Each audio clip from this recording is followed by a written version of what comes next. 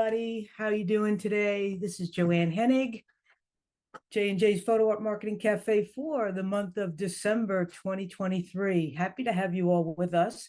I don't believe we're going to be seeing Jessica today. She had some family things to deal with, and so I'm going to run the show.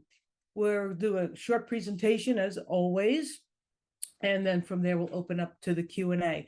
Now, I wanted to give you guys a little bit of a heads up. I think after this J&J Cafe today, we're probably going to need to do a little homework. So just giving you a little warning, you may want to take out your notebooks and take a few notes as we go along. Of course, the videos, the Zoom meetings are recorded and it will end up on our YouTube channel.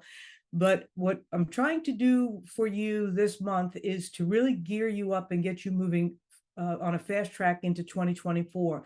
So looking to get you to put some focus over the next couple of weeks of what it is that that you're going to be targeting for yourself for the new year, for 2024.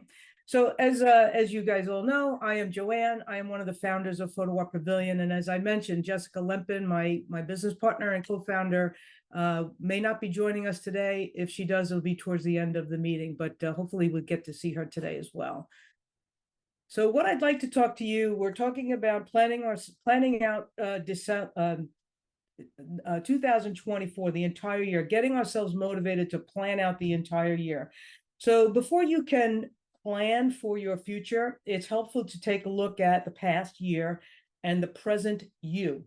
So I know it sounds a little bit outside of the realm of what we talk about normally on photography, mostly photography and marketing, but I think you have to kind of put a focus on where you have been so that you can understand where you are going. So for the next few weeks, today I believe is December 12th. So let's take it through the end of the year. It gives us 2 weeks, 2.5 weeks. Let's take a look at some specific areas of your life and of your business, of your photography, and then let's break these little components down into separate pages of digging in, putting some thoughts on paper. So we want to look at things on a personal level, on a photography level, on an education and knowledge level, and then on a self-promotion level. So please get a notebook at some point and create one page for each of these specific areas. So basically you'll have 4 pages: personal, photography, knowledge, and self-promotion. So let's look at the personal level for starters. So what I'd like for you to do when you do create this page, focus on personal. I want you to be gentle with your answers, but gentle on yourself with your answers, okay? Because we always tend to be just a little bit too critical of ourselves, of what it is that we wanted to get done and we didn't get done. But let's just look at our personal situation, be gentle when we give ourselves answers here. So were the past 12 months filled with happiness and fulfillment for you? And on a scale of 1 to 10, why or why not? Big question to answer there.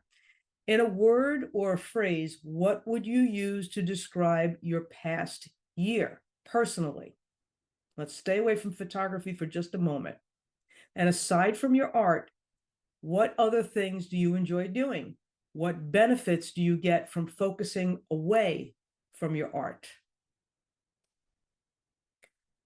Who and what were a source of inspiration for you? And if there is someone there in that part of your life, why? Why was that person an inspiration to you?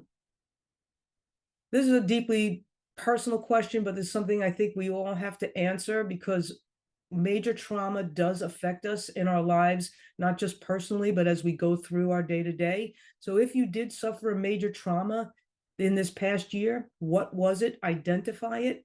How are you coping with that trauma? And would you consider counseling if you think that you're not coping very well on that trauma? Because understand, things that shake us and rock us down to our roots tend to affect everything else in our life. So we're trying to get this personal stuff cleared out so that we can focus very comfortably and very relaxed on our business stuff. So now, did you dedicate a non-business time or resources to benefit others? If so, why? If not, why not? It's really a great thing to be a giver, to be of service to others. It really lifts us up all around personally. So if you did do that, what benefit, not only was the benefit to the others, but what was the benefit to you? And then also, if you did not, ask yourself, why not? What prevented you from doing something in a non-business way that benefited others?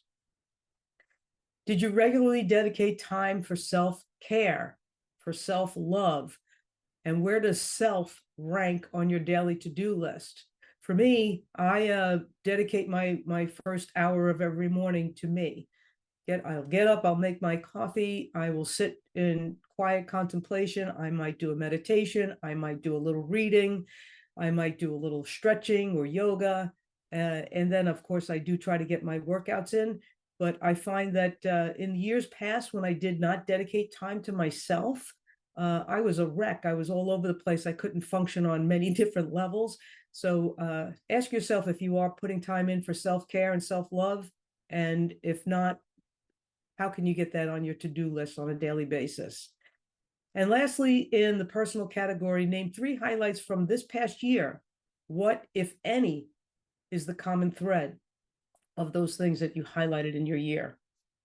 So there's a couple of good things to think about there on the personal level. And again, I just want you to be gentle with your answers when you come to filling out the responses to these questions on that one single page with all of those answers. Make sure that you're not beating yourself up, but that you're giving yourself opportunity to grow. So now let's look at your photography, because again, we're planning into 2024. So we're clearing out all the personal stuff that we did and did not do in 2023. And now we're looking forward to our photography. Did you create new art images last year? If so, what were they? Would you print and frame and hang them in your own home? I ask this because we tend to get hung up on the mundane, the ordinary, the point and shoot, the click and go. So we're looking for more art images in our careers. Am I right? And if you agree with me there, then what you are creating in your art images, is it something that you would spend money on printing, framing, and hanging in your home? So it's a good question.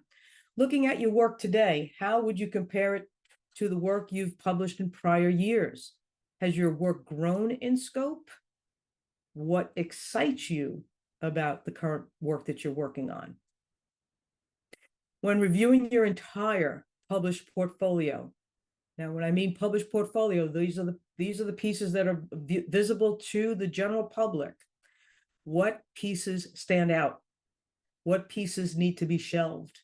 We do put a lot of images up on our websites, on our storefronts, and they get stale. The portfolios get stale. So we're sending our prospects over to our storefront, and they're weeding, have to get through the weeds in order to get to the good stuff. So what pieces need to be shelved in your published portfolio?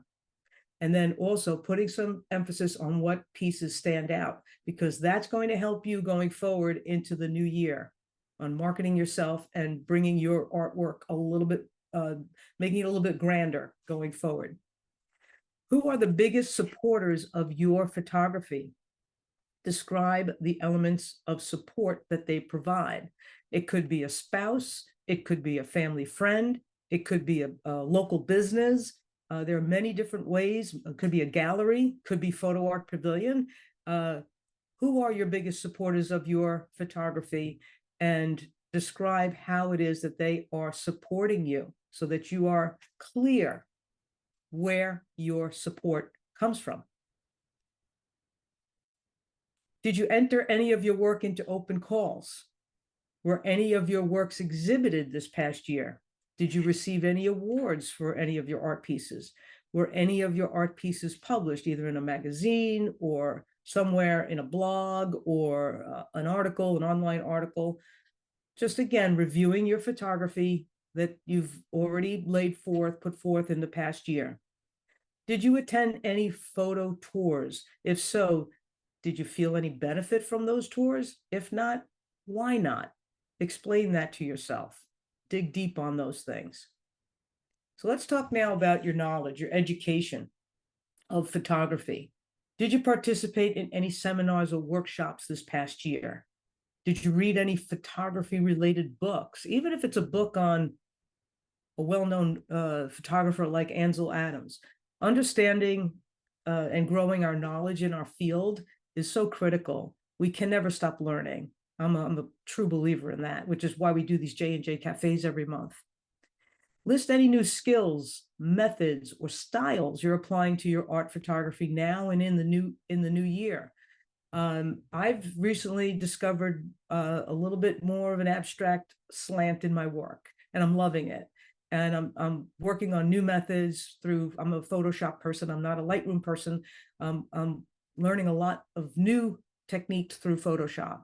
So this is something that I'm excited about, and I think it's bringing my photography, it's leaping it forward. So you need to do that and look at that for yourself too. Do you regularly listen to podcasts or watch videos related to photography? Another important way to grow in your knowledge. What new digital tools are you using to create, display, and promote your photography? Are you working in social media realm? Are you affiliated with a company like Photo Art Pavilion or similar to Photo Art Pavilion? Do you have your own website? What tools are you using to create and display and promote your photography? And out of all the answers in this area of focus, your knowledge and your education of photography, what currently defines you as an artist and the art you love to create? That's a big question. And that's something I hope you spend a lot of time with answering. All right, now I want to talk a little bit about self-promotion. So obviously we do these J&J cafes all the time. And with the J&J cafes, we talk a lot about self-promotion. So this is an emphasis, a good focus, a good way to look back on what you were doing in 2023 and how it might help you moving forward into 2024. So where did you display your photography this year? Did you display your photography online? Did you display your photography offline? What are your annual expenses for your online displays, for your offline displays, for any advertising and promotion of these works? How much time did you devote to crafting promotional items for your online and offline displays? What I mean by this is, do you have those leave behind cards? I've talked about those in the past where I keep a stack in my car. And as I'm driving around, I like to, every once in a while I say, well, let me drop a card over here. It's a 4x6 card. And, on the front, it has some promotional information about me, my art, and on the back, how to reach out and connect with me. So did you devote any time to promotional items like that? On the online space, devoting time to crafting promotional items could be simply working through Canva and creating beautiful digital posts on your social media accounts. With social media platforms, did you use to promote yourself and your art? How frequently did you use them? How much has your fan base increased this year? We always talk about the metrics. We always talk about social media. It is a free place for us to put our art up for folks to see.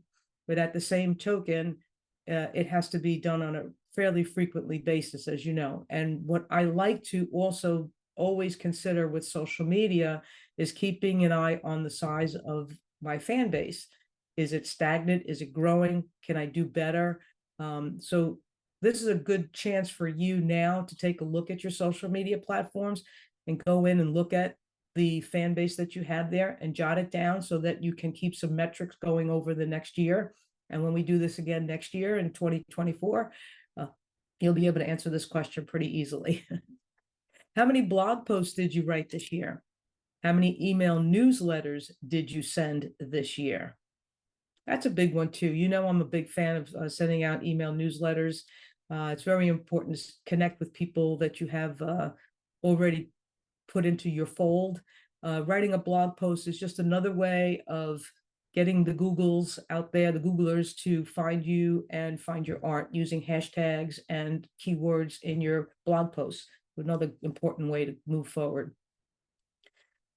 Do you consider your art photography a hobby, a side hustle, or a business? Another very important question. But regardless of your answer, who is responsible for the success of your passion? I hope that you all answer me, myself, and I. Uh, Again, regardless of you considering art photography a hobby or a side hustle or a business, you need to try and consider yourself the one that's responsible for the success. And then I'll add another question right in between number 6 and 7 here. Number 7, what is your short definition of success? It means a lot of different things to a lot of people. Success could be anything. It could be learning a new way. It could be anything that we've just talked about in this entire presentation can be a definition of success for you. I never send out newsletters. I haven't done one in the entire year of 2023. Maybe your definition of success going forward is sending out a email marketing newsletter once a quarter. So just kind of think about where that definition of success would fall in your terms, on your terms. This is your side hustle, your hobby, your business. So all of these answers have to be answered for you yourself, for your own self-satisfaction. So what I want to just focus on here is just review the focus areas that you're going to answer separately. And I will emphasize that I think it's very, very important that you have one sheet of paper for each of these areas: your personal review page, a photography page, an education and knowledge page, and a self-promotion page. And under each of these pages, go through and answer those questions, because you're going to get to a point, there's going to be a common denominator. Things are going to shake out for you so that planning into 2024 becomes, you'll be able to see gaps in 2023 that will help you you'll be able to fill in 2024. So I just want you to think about that. Now, one of the ways that I like to get to reaching goals for myself is I use this method called backward goal setting. So what I do is I first take the goal, the big objective, the big final objective, and then I knock out the hardest things that have to get done in order to achieve that goal. So I'll take the hardest tasks in achieving that goal and I'll knock those out first.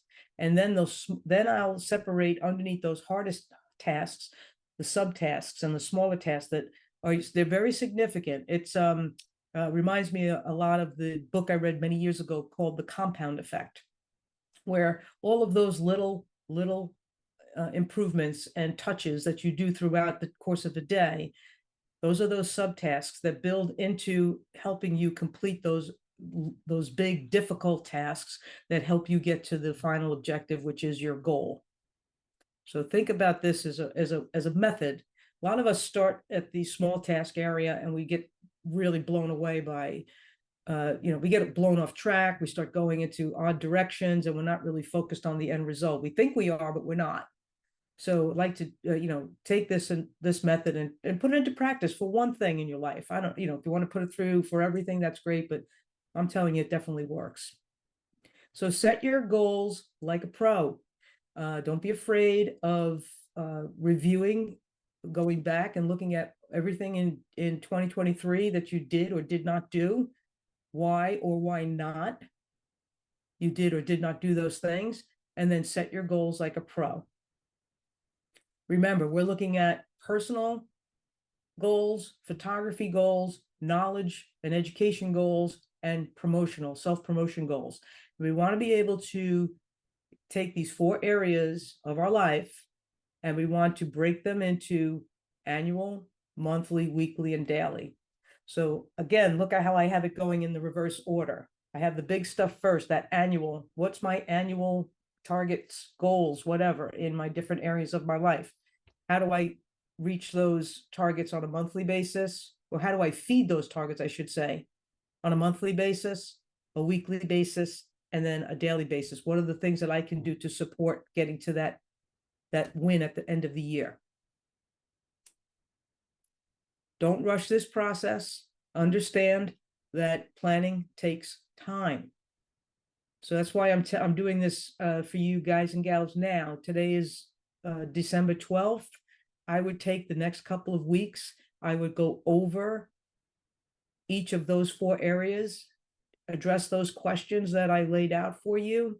And if you have some questions of your own that you'd like to add into the mix, by all means do it, but keep those 4 pages separate so that one's not running into the other.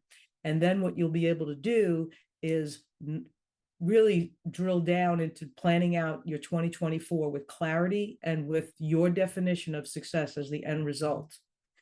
So remember, we always like to tell you guys and gals that Jessica and I are here always to support whatever it is that you need. There's our phone number, our email address, and our website.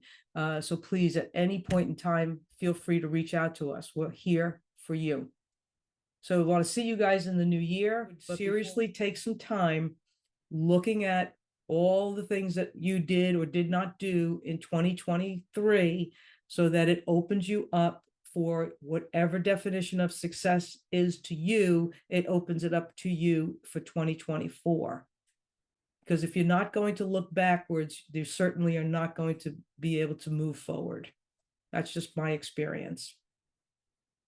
Okay, ladies and gentlemen, I want to wish everybody a very, very Merry Christmas, a Happy Hanukkah, a Happy Kwanzaa, and whatever other holidays fall into this month of December. And all of us should just be very, very grateful for the lives that we're blessed to have. It's a good time. We're very fortunate. Pray for peace around the world, and I will see all of you in 2024. Get those plans set. Peace.